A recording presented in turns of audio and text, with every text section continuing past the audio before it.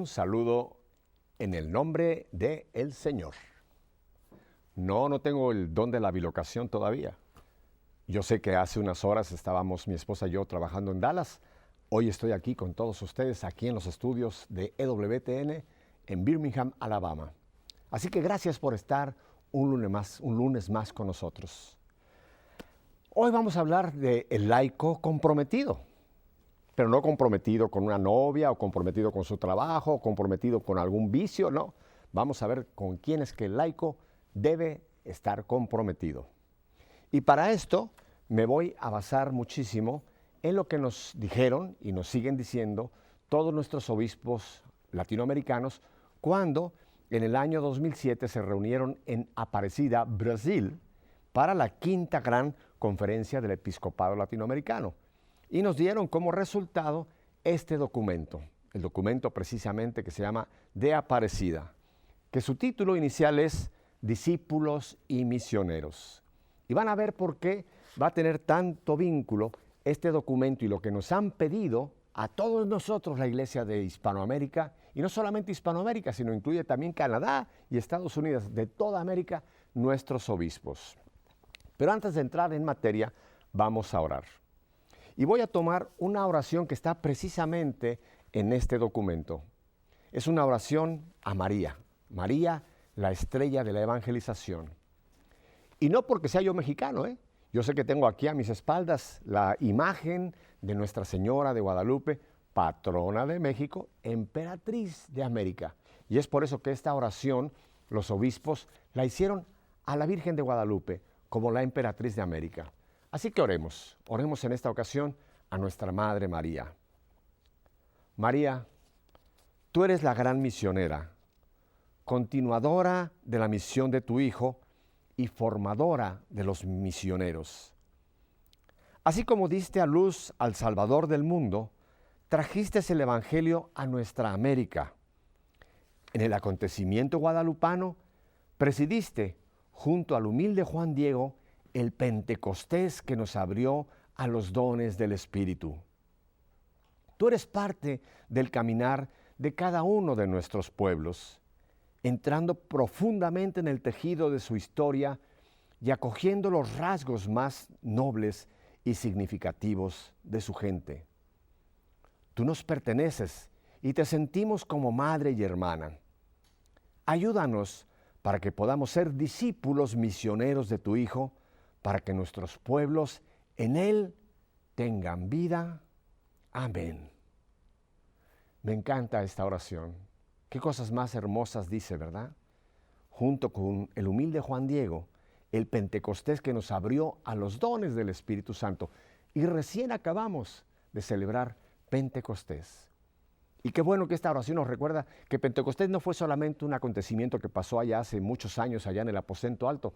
Pentecostés es algo que tiene que estar pasando continuamente en la iglesia y en la vida de cada uno de nosotros para que realmente nos abramos a los dones, a los frutos del Espíritu Santo. Tú eres parte del caminar de cada uno de nuestros pueblos, entrando profundamente en el tejido de su historia y acogiendo los rasgos más nobles y significativos de su gente. Esta es María, nuestra emperatriz de América. Y termina esta hermosa oración. Ayúdanos para que podamos ser fieles discípulos misioneros. Lo repito, discípulos misioneros de tu Hijo, para que nuestros pueblos en Él tengan vida. Amén. Así que ya saben por qué es que voy a basarme muchísimo en este documento y no lo voy a leer completo. Ojalá pronto yo pueda hacer con alguna persona, algún sacerdote, algún laico, hagamos un programa sobre Aparecida, el documento de Aparecida. ¿Recuerdan la semana pasada que con Carla Boy estuvimos hablando del legado que nos dejó Juan Pablo II, ¿verdad? ¿Lo recuerdan? Y cómo vimos que había que redescubrir, retomar todo ese legado, él primero como cardenal Karol Wojtyła y después como Juan Pablo II. Yo voy a tomar la tarea de aquí en adelante de resacar otra vez a la luz este documento que es actual. Yo sé que fue en el 2007. ¿Qué fecha nos fue dado? Nos fue dado por ¿quién? Ahora por Benedicto XVI. Él fue quien abrió y quien concluyó este famoso quinto quinto encuentro de Aparecida en Brasil. Y un 29 de julio fue que este documento se nos entregó. Pero para muchos de ustedes, como que se nos entregó, dijimos, qué bueno, gloria a Dios, ya tenemos un documento más de la iglesia. Y muchos lo han archivado y muchos quizá nunca lo leyeron. Pero mis hermanos, hermanas, créanme, este documento tiene una actualidad tremenda. Es para hoy, es para mañana, porque es la línea pastoral que nos dejaron nuestros pastores para toda la América, repito, desde Canadá hasta Tierra de Fuego, hasta el último rincón allá en el sur. A todos, este documento nos sigue siendo la brújula. Ustedes saben que hoy está muy de moda los GP, los General Position, esas máquinas que nos dicen en qué lugar te encuentras de la Tierra, ¿verdad? Y si estamos perdidos, nos dice cómo salir de ahí. Yo digo que este documento de Aparecida es para nosotros eso, una brújula, una guía que nos dice dónde estamos y a dónde debemos ir. Por eso le doy tanta importancia a este documento, del cual lo que voy a hablar más tarde, precisamente, el laico comprometido, tiene que ver con todo esto. Y quiero tomar 2 puntos muy brevemente de este documento. Y dice que conocer a Jesucristo por la fe es nuestro gozo y seguirlo es una gracia y transmitir este tesoro a los demás es un encargo que el Señor, al llamar a nosotros, nos ha elegido y nos ha confiado esta misión. O sea que este llamado que nos hace el Señor a través de este documento a ser misioneros es un gozo, es una alegría. Yo me recuerdo lo que dice San Pablo, allá recuerdan que dice también que nosotros somos en la segunda carta de los Corintios, capítulo 5, que somos embajadores de Cristo en la tierra, que tenemos esa misión de nosotros, el gozo y la misión de ser embajadores de Cristo en la tierra. Somos misioneros y tenemos que cumplir con este llamado de ser discípulos y misioneros. Y de esto es lo que voy a hablar más adelante. Pero solamente para ponernos en contexto, ustedes saben que esta conferencia que se llevó en el año 2007 a cabo allá en Aparecida, en Brasil, fue la quinta conferencia. Le hago una pregunta. Yo sé que no me van a tener la respuesta, posiblemente la mayoría de ustedes. ¿Dónde fueron los otros 4 grandes encuentros, las otras grandes conferencias episcopales que presidieron precisamente a Aparecida? ¿No lo sabe usted? Se lo voy a decir rapidito. ¿Tiene papel y lápiz por si le interesan los datos? Bueno, aquí le va. El primero fue en Río de Janeiro, en Brasil. Así que Brasil ya tiene 2 encuentros. El primero, que fue en el año 1955, de un 25 de julio a un 4 de agosto, el año 1955. Ya pasó agua por el puente, ¿verdad? Pero siguen teniendo importancia todos estos documentos. ¿Quién fue quien presidió o quien convocó ese primer encuentro? Pío XII. El siguiente, que quizá ya nos llegó más cerca, ¿verdad? Porque este ya fue en Colombia, en Medellín, Colombia. Este fue del 26 de agosto al 6 de septiembre de 1968. Parece que fue ayer, ¿verdad? Medellín. Pues fue en el año 68. Y este fue convocado, fue por Pablo VI. El tercero, que también es más reciente y es como que el que más se ha oído por ahí, fue el de Puebla, México, que fue del 28 de enero al 13 de febrero 1979.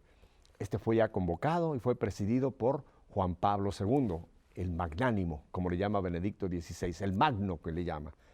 El siguiente, ya muy cercano a Aparecida, fue el de Santo Domingo, en República Dominicana, y este fue en el año 1992, de un 12 de octubre, Día de la Raza, Día del Descubrimiento de América, a un 28 de octubre, y fue precisamente, como digo, en Santo Domingo, y fue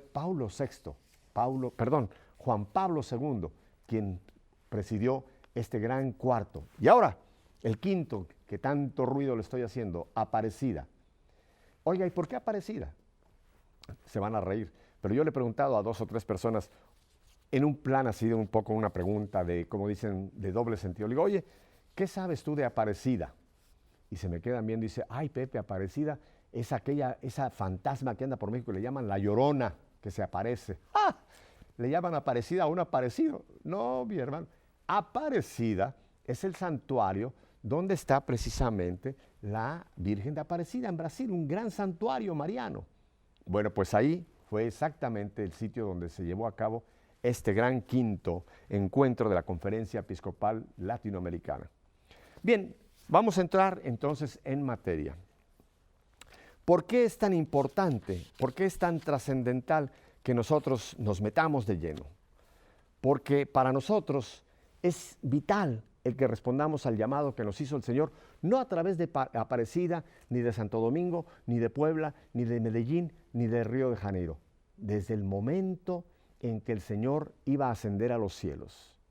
Vayan ustedes rápidamente a sus Biblias y van a encontrar en Mateo y en Marcos la gran comisión, que yo digo, para muchos de nosotros los católicos se ha convertido en la gran omisión. No lo estamos haciendo, no lo estamos cumpliendo. Así que no es solamente Aparecida que nos vuelve a recordar que tenemos que ser discípulos y misioneros. El Señor nos envió a la misión. Vayan por todo el mundo. Y no fue una invitación, si te parece, no fue una sugerencia, fue una orden que nos dio el Señor. Y desgraciadamente, la mayoría de nosotros no estamos cumpliendo esta misión. Porque para nosotros cumplir la misión hay un requisito fundamental y básico. Tenemos que ser discípulos. Y es de lo que voy a hablar. ¿Qué quiere ser discípulo? ¿Qué es el compromiso que tú y yo como laico tenemos para ser discípulos? Y no solamente los laicos, ¿eh? Esto incluye también a los religiosos, a las religiosas, a los sacerdotes, a toda la iglesia. Y en este caso que estamos hablando, a nuestra iglesia católica. Todos estamos llamados a ser misioneros. Previo requisito, ser discípulo. Quiero tomar algo que se dijo hace muy poquito tiempo. Recuerdan que hace apenas unas semanas el Santo Padre estuvo en Fátima, en Portugal. Y cuando habló precisamente con todos los obispos de Portugal, hablaba de esto que les quiero leer textualmente. Dijo el Papa Benedicto XVI, y nos sigue diciendo, esto se dijo en Fátima, pero nos vuelve a repercutir a usted y a mí. Dice, el Santo Padre Benedicto XVI alentó a formar un laicado que no tenga vergüenza de su fe cristiana, anunciándolo con libertad en la vida pública. Que no tenga vergüenza de su fe cristiana, anunciándola. Si yo tengo mi fe cristiana, yo tengo que anunciarla. Si yo tengo mi fe en vivo, yo tengo que anunciarlo. Yo tengo que comunicar esa fe a otros. ¿Usted tiene vergüenza de anunciar su fe? Quizás si la tiene, es porque no sabe usted realmente lo que es compartir ese discipulado al cual usted está llamado. Y voy a entrar pues en materia. El laico comprometido. Y de verdad, extiendo esta invitación no solamente a usted, los laicos. Si usted me está viendo, hermano sacerdote, hermana religiosa, señor obispo, con todos mis respetos, señor arzobispo, a usted también lo invito a que entre en este mismo llamado a ser discípulos. Aunque yo sé que ustedes dicen, ya lo somos, qué bueno, bendito sea Dios. Vamos a ir un momento a Hechos de los Apóstoles, capítulo 11, versículo 26. Porque todo lo que quiero compartir con ustedes en este día lo estoy tomando de la Biblia. No son teorías de Pepito Alonso, es bíblico. ¿Y por qué quiero empezar por esta cita del capítulo 11, de versículo 16? Ahí la tienen en pantalla y para nuestros hermanos de radio la voy a leer. En Antioquía fue donde por primera vez los discípulos recibieron el nombre de cristianos. La repito, en Antioquía fue donde por primera vez los discípulos recibieron el nombre de cristianos. Voy a decir algo que quizá le pueda a usted parecer un poco brusco. Para usted llamarse cristiano, usted dice que es cristiano. Bueno, para usted llamarse cristiano tiene que ser discípulo. Porque el cristianismo no es un club al cual yo decido entrar y ahora soy cristiano. No, hermano, cristiano es un nombre muy serio que me diga yo cristiano. Porque cristiano quiere decir otro Cristo aquí en la tierra. Y oiga bien, para usted llamarse cristiano, usted tiene que ser primeramente discípulo, si no, quítese el nombre.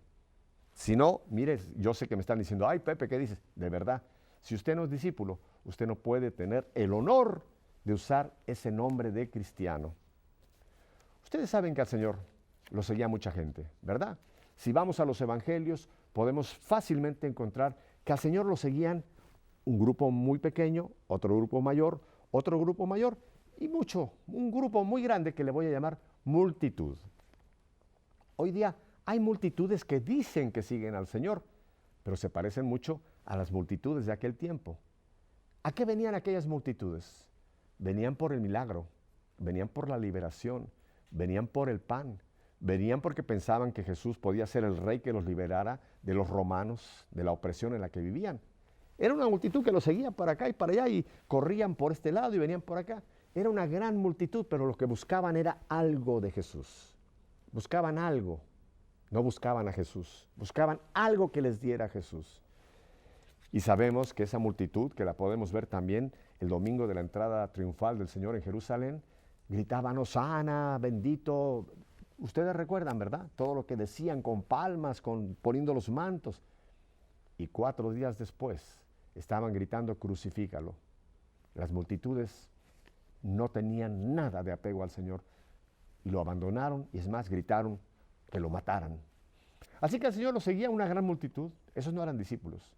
Después nos dice que había otra gran multitud, otro grupo ya más grande. Voy a empezar con los 12, de los cuales quedaron 11, que eran los apóstoles, los que el Señor mismo eligió y los llamó a su servicio. Los apóstoles, los enviados. De los 12, uno salió torcido. ¿Qué porcentaje, verdad? Después fue reemplazado. Pero el hecho es que de los 12 que el Señor escogió, uno se fue y 2 eran el grupo. Después dice la Biblia que había otro grupo, los 72, después dice que había otro grupo, los 120, pero voy ahora a hablar de los discípulos. Y saben ustedes que en este día, ¿cuál es el Evangelio? Yo sé que usted quizá lo va a ver en otro día, en la repetición, si no lo está viendo en vivo.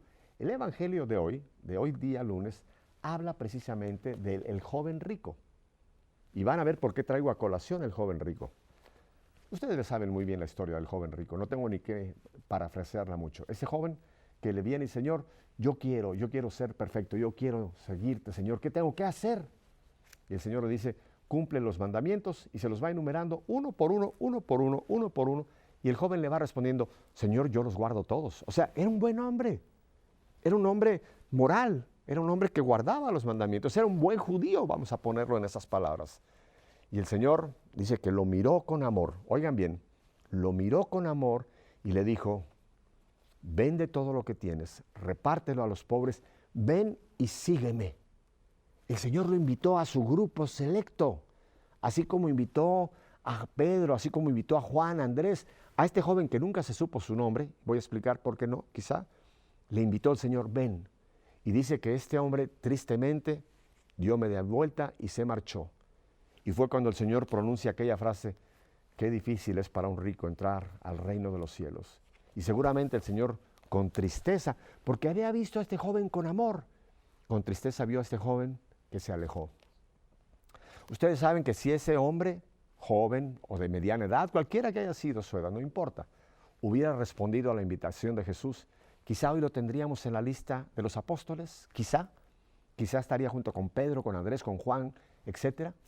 Sin embargo, su nombre se perdió, no pudo ser discípulo, no quiso ser discípulo, porque el Señor lo invitó, en su libertad. El Señor no lo forzó, el Señor lo invitó, igual que te invita a ti, que me ha invitado a mí, que por toda la historia, a partir de ese momento, nos invita a ser sus discípulos, pero depende de ti la respuesta. Este joven no pudo, no quiso más bien. Novelescamente pensando yo, digo, ¿qué habrá sido? Ya la Biblia no nos dice más de este joven. Yo me he puesto a pensar y brevemente se los comparto. Quizás este hombre se fue, quizás se casó, tuvo hijos, tenía sus propiedades, decía rico. En aquel tiempo rico era alguien que tenía una finca, tenía sus vacas, tenía sus bueyes, tenía sus camellos, tenía sus riquezas para lo que en aquel tiempo se llamaban riquezas. Y este hombre vivió con eso. Pero estoy seguro que ese hombre nunca pudo olvidar esa mirada de amor de Jesús. Después saben ustedes bien lo que pasa. Años más tarde, quizá ya siendo un anciano, ya el Señor había subido al cielo, etcétera, los discípulos se habían dispersado, todo lo que pasa. Viene la destrucción de Jerusalén. Este hombre vivía por ahí. Posiblemente todo lo que tenía le fue quitado.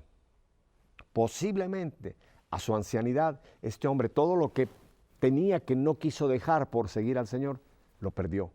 Y muy posiblemente murió en la pobreza.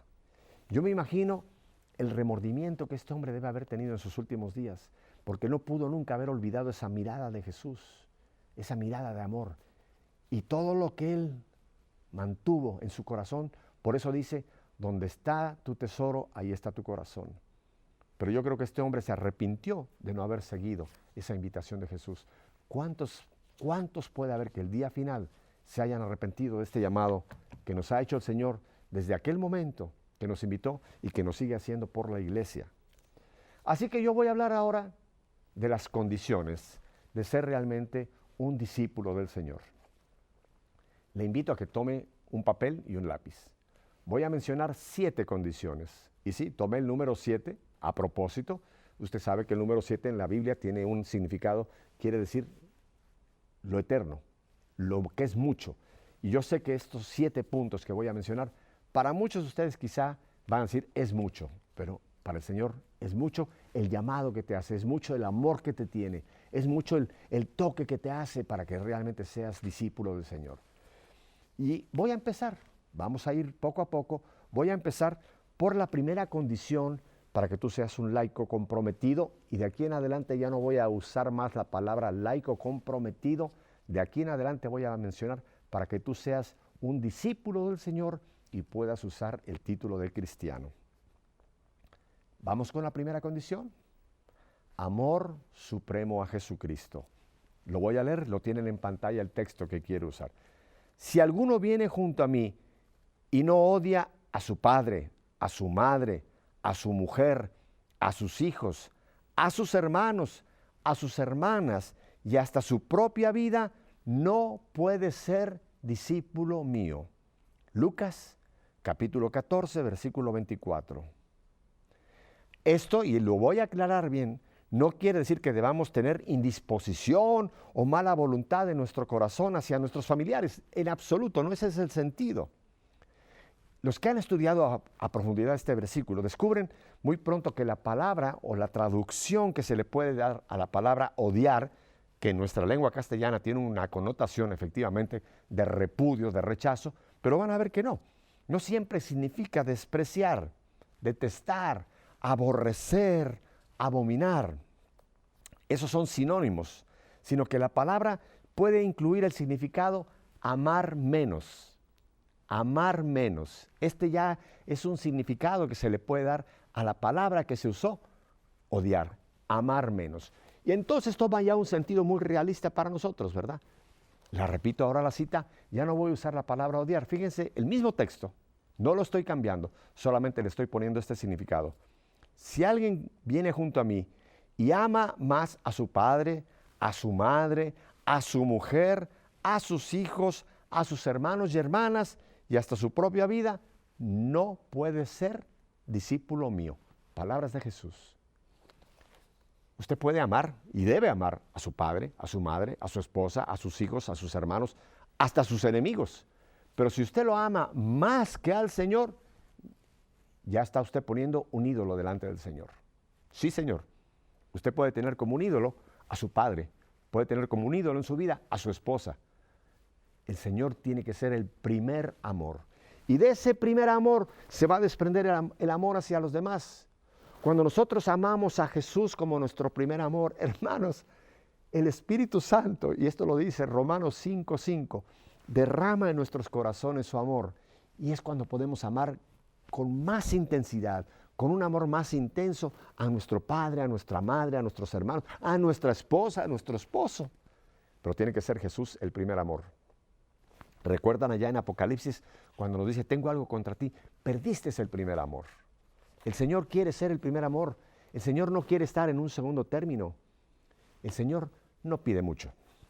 No pide mucho, lo pide todo. Así como lo oyen, lo pide todo. Él quiere ser el primer amor. Nosotros tenemos un corazón de multifamiliar, ¿verdad? Queremos tener a todo el mundo por ahí metido y al Señor dentro de uno de esos cuartitos. Hermano, olvídese.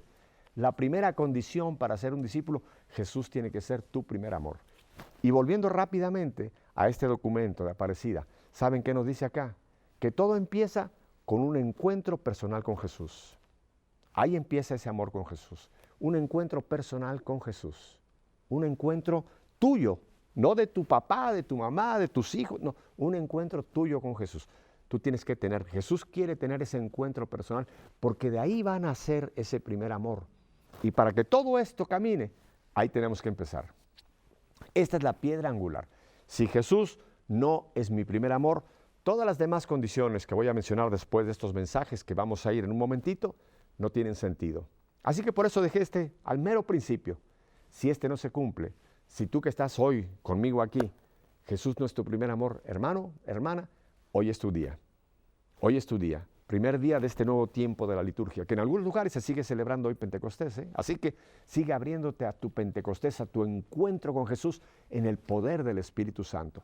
Porque de esto depende que tú puedas ser un misionero, un laico comprometido. Ya la volví a usar, pero no importa que tú seas un discípulo del Señor. Así que les repito rápidamente la cita, solamente Lucas 14:26, para que vayan tomando notas y después los vayan repasando. Voy a estos mensajes y prepárese, porque cuando volvamos tengo el resto de las otras 6 condiciones que nos faltan. Así que no se me mueva de ahí, ni al refrigerador, a ningún lado, porque hay mucho más que tenemos que hablar. ¿Están conmigo? Muy bien. Así que aquí los espero, vuelvo enseguida. Vayan ahora, si no lo tienen, papel y lápiz, y voy a repetir luego la cita. Volvemos con ustedes enseguida. ¿Verdad que está bien esto? Prepárense, aún hay más. Vuelvo con ustedes enseguida.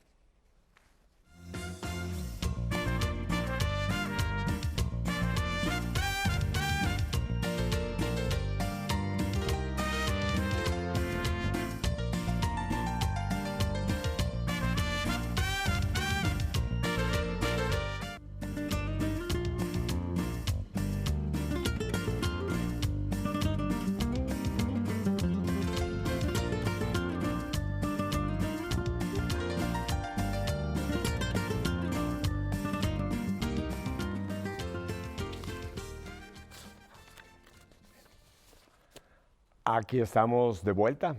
Ya fue por su papel y su lápiz. ¡Qué bueno! Solamente yendo al punto primero, quiero tomar un apartado también de este mismo documento. Voy a ir al número 136. Fíjense lo que nos dice el documento, cómo está absolutamente en concordancia con lo que nos está diciendo la palabra de Dios.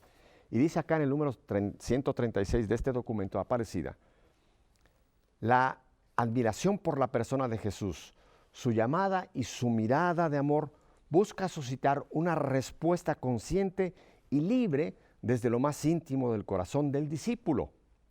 Una adhesión de toda su persona al saber que Cristo lo llama por su nombre. Qué hermoso, ¿verdad? El Señor te mira, como hablamos del joven rico. Te mira a los ojos, te hace esta invitación, pero tú tienes que darle libremente. Esa entrega a que Jesús sea el número 1, tu amor, es en libertad. Tú tienes que hacerlo libremente. Bien, dado por sentado que este es el principio, la base de todo, vamos a la segunda condición del discipulado. El texto bíblico, aquí se los leo yo, es la negación del yo. Si alguno quiere venir detrás de mí, niéguese a sí mismo. Y ahí lo voy a dejar. Mateo 16:24. Si alguno quiere venir detrás de mí, niéguese a sí mismo. Mateo 16:24. Palabra del Señor. Si alguno quiere venir, ¿recuerdan nuevamente el Evangelio de hoy? Ese hombre que el Señor le hizo la invitación, ¿qué le faltó a él? Negarse a sí mismo. El yo es un enemigo tremendo que tenemos. Y hoy día que vivimos en un mundo tan secularista, un mundo donde está el hombre centrado en sí mismo, es tan difícil porque el mundo nos dice, tú, yo, sé tú el rey, sé tú el centro de tu vida. Para seguir al Señor tenemos que nosotros negarnos a nosotros mismos. Muy simple, una alegoría. Haga de cuenta que usted tiene un trono en su corazón. ¿Quién está en ese trono? Las más de las veces es el yo. Sí, Señor, el yo, el yo. Para nosotros poder ser discípulos del Señor, tenemos que bajar ese yo y poner al Señor en el trono de nuestra vida. Ya hablé en la primera condición, tiene que ser nuestro primer amor, pero para que esto sea, viene la segunda condición. Tenemos que nosotros hacer que el yo quede en segundo término, que Jesús sea el centro, sea realmente el que está en el trono de mi vida. Negación del yo. Difícil, bastante difícil, y más en los tiempos que nos ha tocado vivir, donde, repito, todo este mundo hedonista, todo un mundo, este mundo que nos dice no sufras, no tengas molestia, no te preocupes por nada, pásalo bien, chévere, diviértete, sé tú, gózate. Por todos lados nos está induciendo el mundo a que precisamente estemos centrados en nosotros. Este mundo materialista, este mundo egoísta, este mundo hedonista, es la condición, negarnos a nosotros mismos. Yo sé que para algunos de ustedes dicen, ay, mi hermano, esto está poniéndose difícil. Sí, Señor, pero son las condiciones de Jesús. Yo no las estoy poniendo. Son condiciones de los labios de Jesús. Al final le voy a repetir las citas para que las vuelva a apuntar, pero voy a ir a la tercera condición. ¿Se acuerdan cuál fue la primera? A ver, un repasito rápido. ¿Cuál fue la primera? Amar al Señor por encima de todo. Amarlo más que, y vuelvo un momento a la primera. No me diga que Pepe dijo, ya no te tengo que amar mi esposa, ¿eh? Me dijo Pepe que no, que tú tienes que, no, por Dios. Tienes que amar a tu padre, a tu madre, a tu esposa, a tus hijos, a tus parientes y hasta a tus enemigos. Pero por encima de todo, amar al Señor. La segunda, negar el yo. La tercera, vamos a la tercera condición, es una continuación de la cita que leí anteriormente. Ahora voy a la misma, Mateo 16, 24, y voy a tomar el resto de ese versículo. Elección deliberada de la cruz. Y aquí dice, tome su cruz y sígame. Tome su cruz y sígame. Tercera condición, negar y después tomar la cruz. Tomar la cruz, vamos a aclarar un poco, no significa una enfermedad física, una angustia mental. Esas son cosas comunes para todos los hombres, incluso los que no creen en Dios. También tienen enfermedades, también tienen dificultades y sin embargo no les llaman cruz. Pero muchos de nosotros, los que nos llamamos cristianos, porque no quiero decir que somos cristianos hasta que no cumplamos con las condiciones, pero de lo que nos llamamos cristianos, le llamamos cruz a muchas cosas. Incluso, yo sé que se van a reír un poco, incluso me ha tocado, no les estoy contando historias que hoy, no, me ha tocado alguna persona y sobre todo alguna señora que viene, ay Pepito, ay Pepe, ora por mí. Digo, ¿por qué, hermana? Dice, hermano, tú no sabes la clase de cruz que tengo. Yo le pregunto, ¿cuál es tu cruz? Dice, ese marido, ese viejo que Dios me dio, no sabes la cruz que es para mí. Y me lo han dicho viceversa, ¿eh? Ay, esa vieja que tengo, mi hermano Pepe, tú no sabes la cruz que es para mí. No le pongamos cruz a otras cosas. No le pongamos cruz a lo que no es realmente la cruz. Mire, la cruz realmente es símbolo de humillación, es símbolo de muerte. Y ya vimos el primero, hay que matar al yo, hay que tomar la cruz de cada día. Y la cruz es seguir al Señor, con lo que implica seguir al Señor. El Señor nunca nos ofreció un camino fácil. Es más, el Señor nos dijo, miren ustedes en el mundo van a tener dificultades, en el mundo van a tener ataques, en el mundo ustedes van a ser perseguidos, pero ánimo, yo he vencido al mundo. Ser cristiano, ser discípulo no es fácil. Muchas veces nos trae la risión, muchas veces la gente nos ve como elementos raros, como gente, como fanáticos a veces nos llaman, tú ya te convertiste en un fanático. La cruz, nuestra cruz de cada día, es lo que cuesta en muchas circunstancias seguir al Señor. Así que tome su cruz. Brevemente una historia. Dicen que alguien llegó con el Señor y le dice, Señor, es muy grande la cruz que yo tengo, dame otra cruz, por favor. Y dicen que el Señor le dijo, ¿cómo no te voy a dar otra cruz? Ven, te voy a llevar a la bodega donde tengo muchas cruces y te voy a dejar que tú escojas tu propia cruz. Dicen que este hombre entró a esa gran bodega de cruces y vio una que era enorme, vio otra que era muy tosca, muy brusca, le iba a hacer mucho daño, vio otra que era demasiado ancha, no le alcanzaban los brazos, y anduvo viendo una cruz y la dejaba y hasta le encontró un defecto y aquella era muy difícil, y vio por allá en un rinconcito una que esa sí me viene a la medida. Y fue al Señor, le dijo, Señor, esa es la cruz que quiero, dame esa cruz, esa sí creo que está a mi medida. Y le dijo, hijo, esa es la cruz con la que tú llegaste, esta era tu cruz, llévatela nuevamente. No busquemos otras cruces, busquemos la cruz que en nuestra propia vida, y cada uno de nosotros lleva una cruz diferente, ¿eh? Cada uno de nosotros lleva una situación diferente en el seguir al Señor. No estamos en un lecho de rosas. El seguir al Señor es ir contra la corriente, esto es cruz. El seguir al Señor tiene costo, esto es cruz. Cruz, recuerden, es donde el Señor entregó. Y es más, quiero darle una connotación más a cruz. ¿Cuál fue la cruz de Cristo? ¿Qué me diría usted que fue la cruz de Cristo? ¿Sabe cuál fue la cruz de Cristo? la obediencia incondicional al Padre. Jesús fue a la cruz, no por gusto, ni por alegría, ni por deseo. Acuérdense allá en el monte de los Olivos, Señor, si es posible, aparta este cáliz de mí. Jesús sabía el sufrimiento tremendo que iba a implicar la cruz, pero Él sabía que esa era la voluntad del Padre para nuestra redención. Mas no se haga mi voluntad, sino la tuya. Ahí tienen otro sentido de cruz. Cumplir la voluntad de Jesús, la voluntad del Padre a través de Jesús. Vamos a la cuarta condición. ¿Se está poniendo difícil? Sí, Señor. Yo no vine aquí a divertirlos, sino a hablarles lo que dice la palabra de Dios. Voy a la cuarta condición para ser un discípulo del Señor. Dice la palabra de Dios: en esto conocerán todos que son discípulos míos, si se tienen amor los unos a los otros. Juan, capítulo 13, versículo 35. Siguiente condición. Por eso dice ese refrán que el amor cubre una multitud de pecados. A los primeros discípulos, a las primeras comunidades cristianas que eran discípulos del Señor, ¿saben qué decían de ellos? Miren cómo se aman. Ellos no tenían que andar con un letrero que dijera, soy discípulo de Jesús. No, hermano. El testimonio de vida que se manifiesta en el amor era la característica de que estos eran discípulos del Señor. Amor, amarnos los unos a los otros. Y miren qué interesante, en la primera vimos que el Señor decía, el que no odia, y cambié pues el sentido, pero un sentido correcto, el que ama más que. Y ahora el Señor nos dice, ámense los unos a los otros, pero por suponiendo que Él es el primer amor. Pero si Él es el primer amor, después una condición para ser discípulos del Señor es que nos amemos los unos a los otros. Y por supuesto que aquí estoy dando la connotación a la palabra amor, a la perspectiva cristiana del amor. No el amor pasional, no el amor que el mundo nos quiere vender, que es un amor desfigurado.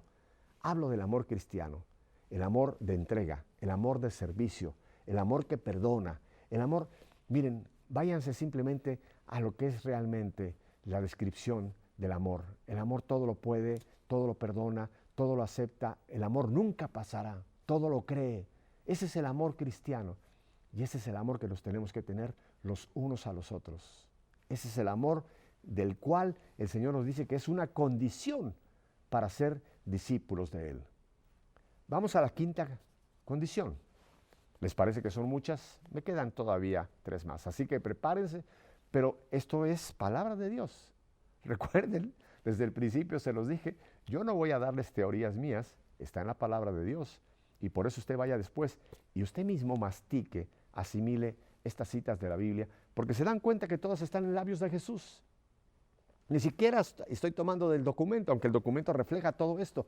Estoy hablándoles de palabras. Jesús dijo, discípulo, si quieres, si tienes, si puedes, haz esto. Quinta condición. Si se mantienen en mi palabra, serán verdaderamente mis discípulos. Juan 8, capítulo 31. El verbo mantenerse en este capítulo de Juan no significa una mera continuidad, sino una comunión con la palabra de Dios. Si se mantienen en mi palabra, serán verdaderamente mis discípulos. ¿Qué quiere decir?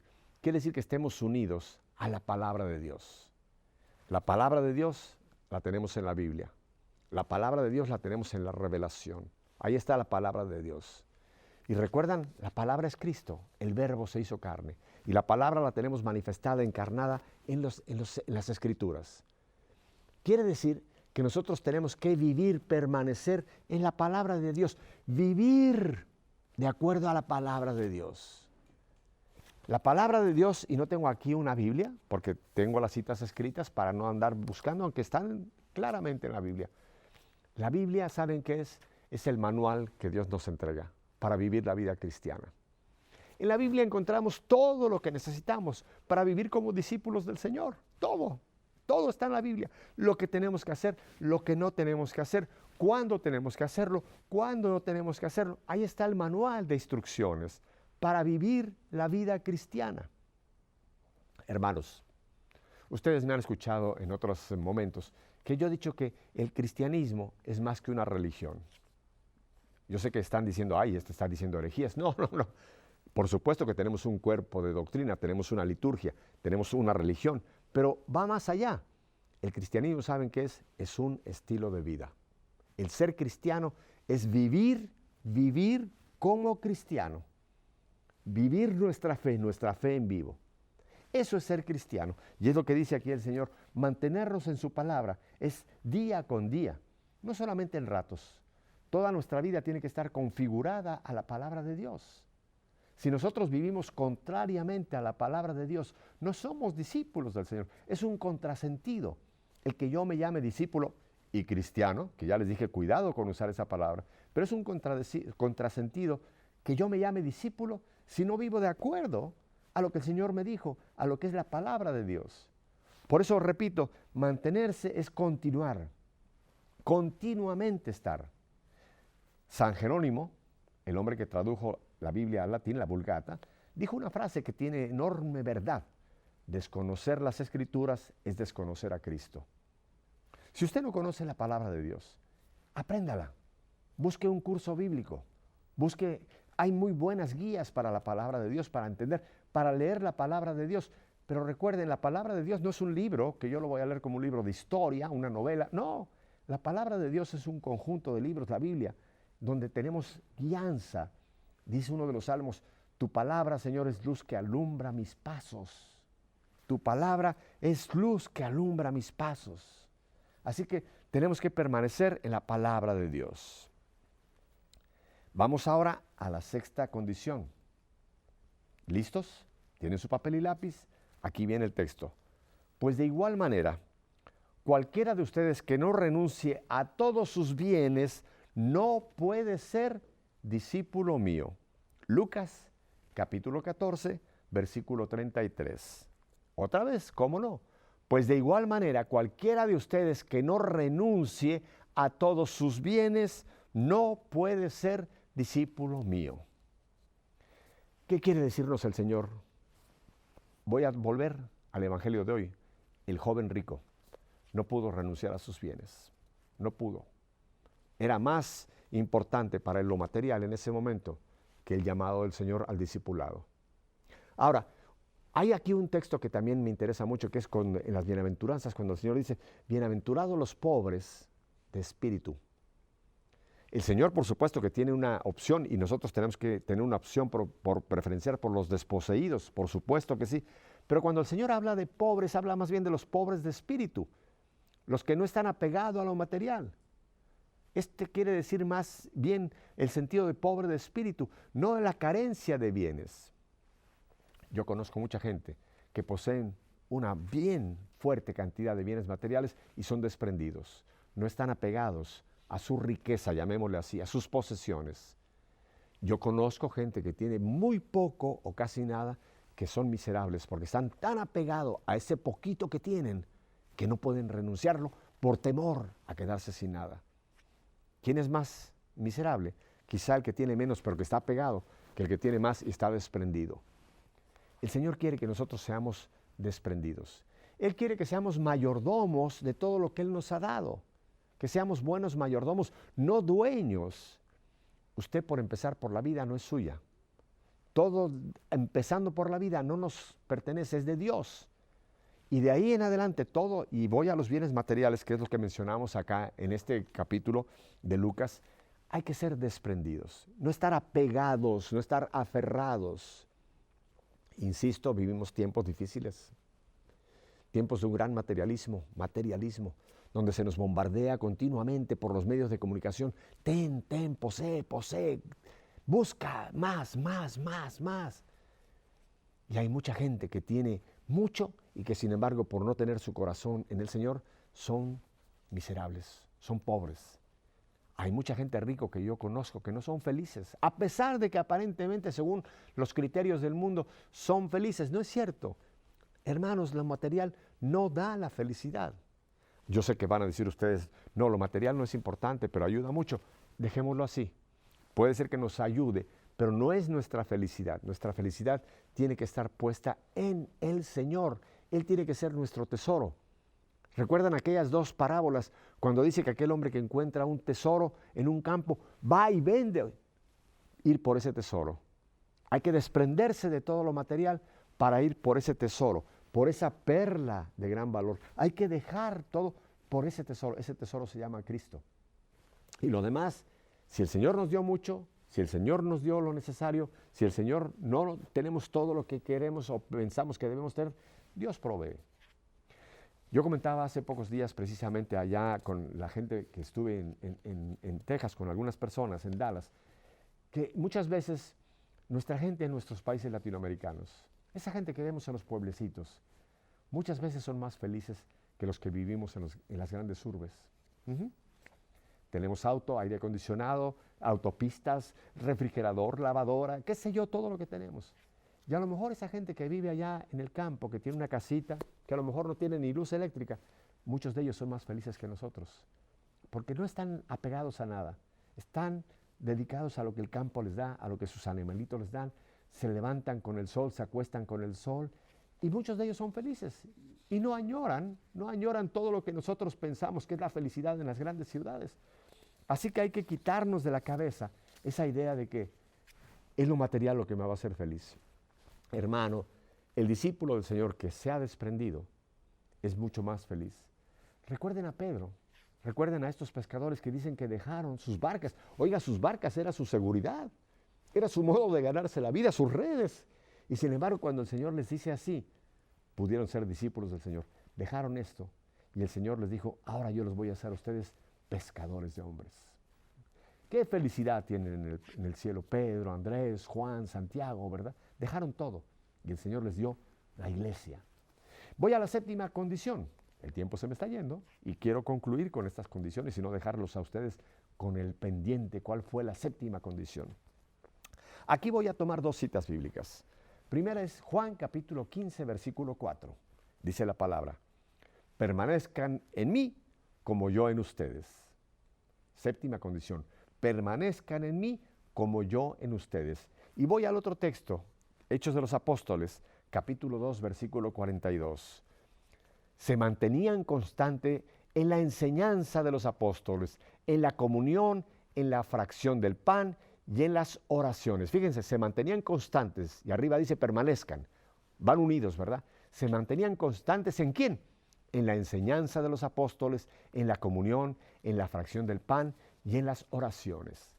Hermanos, ya no tenemos a Jesús físicamente, me refiero en su cuerpo mortal que después fue glorificado.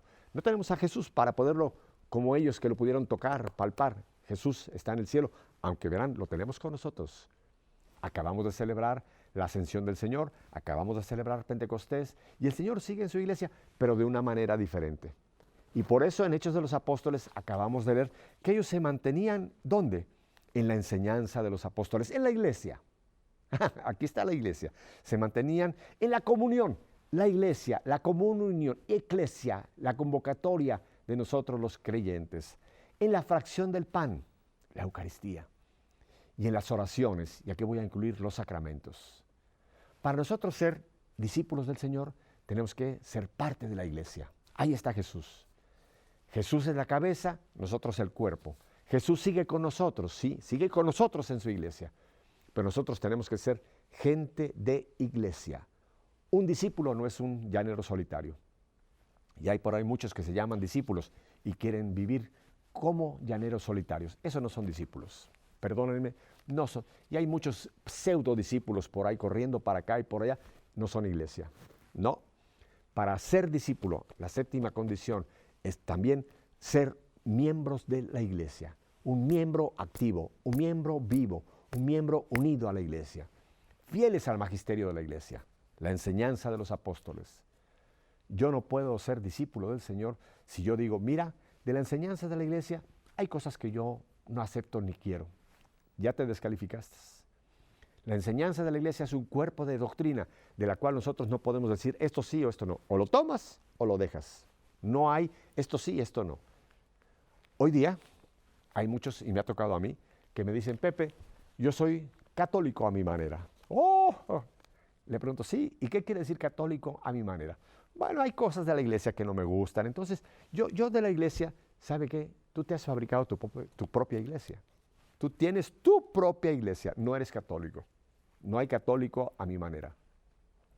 La mejor manera de no ser católico es ser católico a mi manera. Ya, te descalificaste. La enseñanza de los apóstoles, la comunión, la común unión, el cuerpo de Cristo. Los discípulos permanecían unidos. Vean Hechos de los Apóstoles, la iglesia primitiva y lo que está supuesta a ser la iglesia, la comunión. Los discípulos estamos unidos en la iglesia, estamos unidos en comunión. La Eucaristía. Oh my God. Y esto lo dice el documento de Aparecida tantas veces. La Eucaristía tiene que ser el centro de nuestra vida cristiana. Jesús está presente ahora con nosotros cuando se nos entrega en la fracción del pan, en la Eucaristía. Ahí está Jesús y tenemos que tener un amor, un deseo, una unión hacia la Eucaristía y los demás sacramentos. No es el motivo de hoy, de esta breve compartir con ustedes, hablar de los demás sacramentos, el sacramento de la reconciliación. Qué importante es que tenemos ese sacramento para permanecer unidos al Señor. Miren, cuando la regamos, cuando pecamos, ahí está el sacramento de la reconciliación. Cuando nos hemos apartado por un momento del Señor por nuestras fallas, ahí está el sacramento de la reconciliación para reconciliarnos con Jesús y con su iglesia. Así que tenemos toda la vida sacramental y es la manera también de nosotros permanecer unidos al Señor y ser discípulos del Señor. Me quedan muy breves minutos y voy a repasar rápidamente con ustedes, se las voy a dar por si no tuvo tiempo o por si llegó tarde, se va a repetir este programa, véanlo más adelante y muy pronto lo vamos a tener en YouTube, se los voy a poner ahí en el Facebook. Por cierto, necesito más fanáticos de la página de José Pepe Alonso. El padre Pedro me está ganando por mucho, ya va por 5,000 y pico, vamos nosotros por 2,000 y pico, así que más para que le gane yo al padre Pedro, pero este no es el motivo ahora. ¿Le van las citas bíblicas? ¿Cómo no? Se las voy a leer, son 7. Le voy a dar la primera para que vea por qué nos tenemos que llamar nosotros cristianos con la condición de ser discípulos. Hechos capítulo 11, versículo 26. Fue la primerita. Ahora, de las 7 condiciones, la primera fue Lucas 14, 26. La segunda condición fue Mateo 16, 24. La tercera condición fue la misma, Mateo 16, 24, pero la continuación. La cuarta fue Juan 13, 35. Juan 13, 35. La quinta, Juan también, capítulo 8, versículo 31. La sexta, Lucas capítulo 14, versículo 33. Y la séptima, que usé 2, Juan 15, 4 y Hechos 2, 42. Aquí están las condiciones. Bien, el tiempo que se me ha terminado, espero que no se me hayan muerto del susto. No, esto es posible, esto es posible. Pero les quiero invitar, la próxima semana voy a tener un programa bellísimo, muy internacional. Voy a tener a Edith Ugarte, Edith Ugarte, que es de Nicaragua y nos va a compartir su testimonio. Tremendo testimonio, tremendo testimonio. Y voy a tener ni más ni menos que a un colombiano que es quien nos va a compartir su testimonio. ¿Quién es este colombiano? Ahora se los digo porque por aquí tengo su nombre. Es Felipe Gómez, que él es un cantante del ministerio colombiano. Van a compartirnos con nosotros testimonio y lo que es realmente esta visión de Provida. Y en 2 semanas, se los voy a adelantar desde una vez, ¿saben a quién voy a tener? Ni más ni menos que a mi querido amigo Alejandro Bermúdez, el gerente general del Club de los Lechuzos. Pero lo voy a tener, ahora no viene como aplanadora, ahora lo voy a aplanar yo porque va a compartir su testimonio. Él me ha varias veces preguntado a mí, ahora yo le voy a preguntar a él, así que van a conocer a Alejandro Bermúdez en su testimonio personal, que nunca lo ha comentado, va a ser primicia mundial. Hermanos, si ustedes creen que esto vale la pena, que EWTN vale la pena, necesitamos su apoyo económico. Sí, señores. En la página ewtn.com, cuando van a español, ahí encuentran cómo apoyar a EWTN. Necesitamos su apoyo para poder seguir adelante. Espero que no se me hayan muerto del miedo. Esto es posible, esto se vive, hay que tratarlo, hay que ponerlo. ¿Usted es un laico comprometido? Entonces usted es un discípulo, usted use el nombre de cristiano. Los espero el próximo lunes a esta misma hora, en este mismo canal, y mientras tanto, que la bendición de Dios quede con todos ustedes. Hasta entonces.